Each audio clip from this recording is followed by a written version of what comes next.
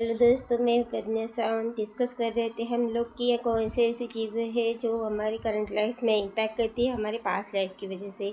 पहली चीज़ जो डिस्कस की थी वो था डर।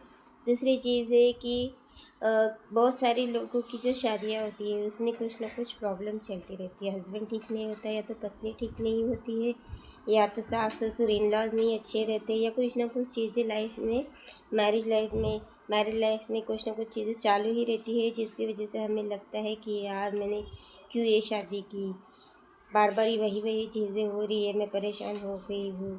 तो वो चीज़ें भी हमारे पास्ट लाइफ से चले आती है। उन लोगों के साथ हमारा पास्ट लाइफ में भी कुछ ना कुछ कनेक्शन रहता है। वहाँ कुछ ना कुछ गलत हमने कभी उनके साथ किया रहता है, कभी उन्होंने हमारे साथ किया रहता है। तो वही चीज़ों को लेके लेके बार बार हम लाइफ लेते रहते हैं उन्हीं के साथ में, और रिजॉल्व करने की कोशिश करते हैं।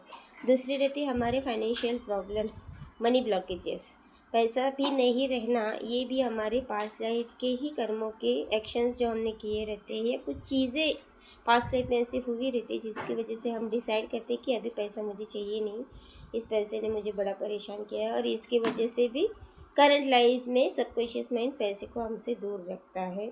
तीसरी चीज़ होती है हमारी हेल्थ इश्यूज़, जो कभी कभी बार बार रिपीट होते रहते हैं। बहुत सारी दवाई करने के बाद भी जैसे नहीं ठीक हो पाते हैं, वो इश्यूज़ भी हमारे पास लाइफ से चले आते हैं।